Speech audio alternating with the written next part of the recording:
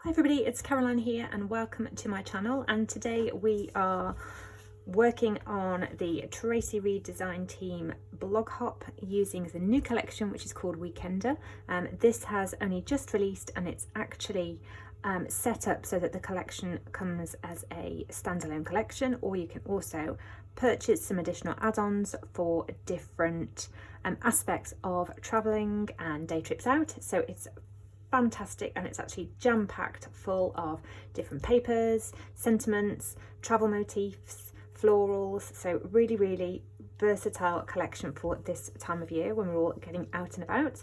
So today I am working with this gorgeous cloud print. So you might not be able to pick it up on camera, but the clouds are actually a kind of grid paper, so that's really fun little additional element. And I've printed this out at 8.25 high by 5 inches wide. I'm going to do a double page spread either in my traveler's notebook or my story album, so I'm not going to punch my holes until the end because I'm not sure which of those albums it's going to go into, and the whole configuration is different, so I do need to bear that in mind as I'm building my page.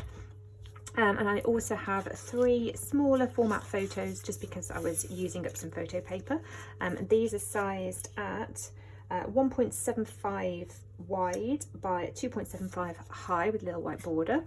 I've got 3 of those and some scraps because I've already used this collection for one project so far, and this is one of my favourite papers, possibly my favourite paper, this gorgeous green and white floral. So I've cut my scraps up into 3 pieces, 2 that are the same and then just this leftover piece, which I happen to notice fit perfectly behind a frame, so that's why that's there on the desk.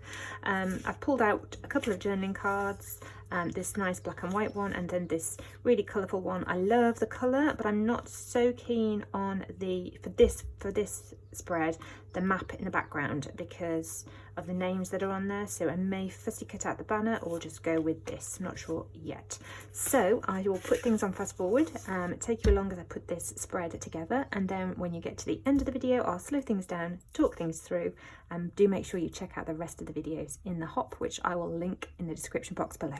So let's get started.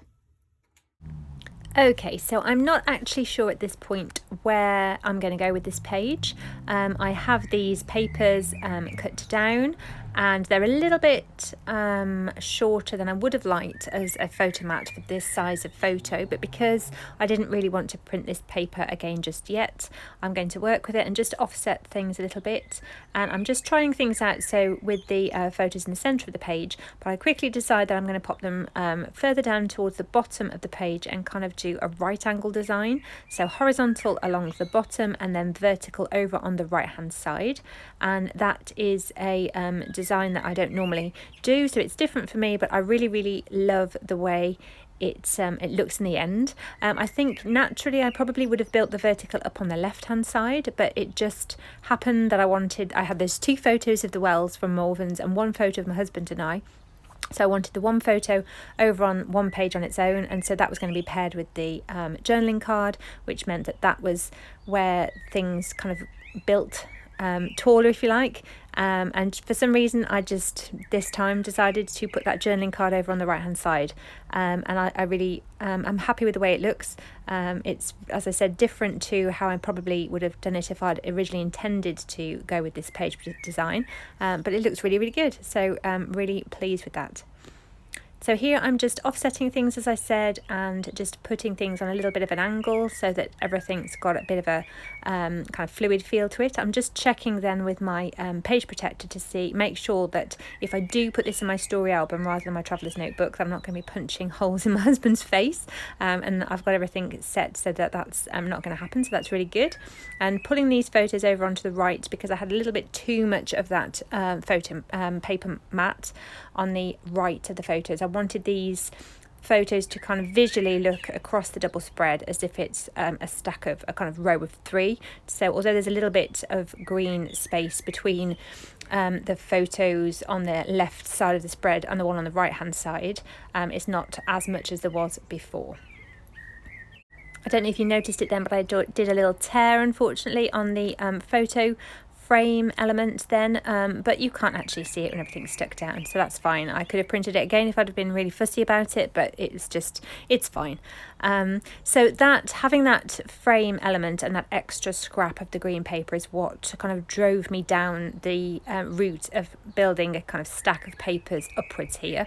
So I pulled in that tag, and it's actually got a little aeroplane motif on, which really doesn't fit the story at all because we didn't go anywhere in an aeroplane, but I'm just going to layer on top of it. And so I've got the lovely tag underneath as the bottom layer, and then I'm building up with these elements from the sticker pack, and you won't see that aeroplane at all. So that's just a little reminder that if you don't need maybe a small element on one of the journal cards or something, you can still use it because you can just cover over the top or layer it up. Or if you're really clever and you can do things in Photoshop, you could even kind of delete it or layer something up in Photoshop. I'm not quite that good yet with the digital aspect of working with hybrid stuff, so I just tend to use my paper layers and print things up and layer them up with some pop dots.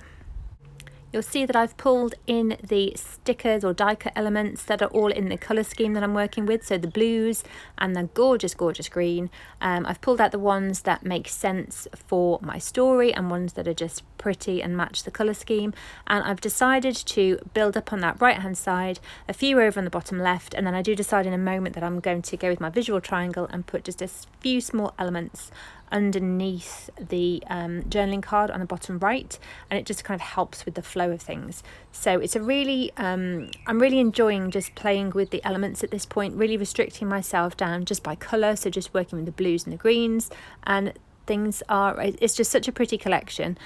Just going through at this point because I'm desperately looking for another blue floral, and again I could have printed some more off, but I really didn't want to do another print run and print and cut just for some more blue florals, so I decided to just use I think I used one of the arrows or something, but just enjoying working within some parameters, so just a blue and green colour scheme, which is why I could have brought in I think if I'd have brought in a pink floral at this point, I'd have needed then to bring in pink elsewhere on the spread, and I didn't want to do that. I really wanted to keep it in this kind of colour tone, so really happy with the way everything works out, and there's plenty of different motifs and things that work with the story, so that I can just scatter things around on the spread. And there we have the finished spread. I've just added in a title here, and there's a little bit of a gap over here. I was kind of hoping that my title would extend across the middle of the spread, but I ran out of letter stickers, so I've just left it there rather than trying to pull everything up and moving it over, and I think that's fine. I've got my 3 embellishment clusters all done, completed with some enamel dots. The triangles and the circles are from an older Chamel collection, and then these little hearts, which fit absolutely perfectly with the colour palette, are Doodlebug sprinkles. I'll add my journaling on here, and then when I've decided which album it will this spread will go into, I will punch my holes in the middle. And it's a really simple page, but I absolutely love it. I love the colour scheme with the blue and the green. The photos and the paper are the kind of star of the show, and that's what I wanted because I love this cloud print. So really happy with this spread. If you've enjoyed this video, please give it a thumbs up. If you don't already, please do subscribe, and please make sure that you follow on with the hop. The list is in the description box below. There's lots and lots of inspiration, lots of different scrapbooking styles, so you can really see this collection being used at its best. So have a great day. Thank you for watching, and I'll see you again soon. Bye.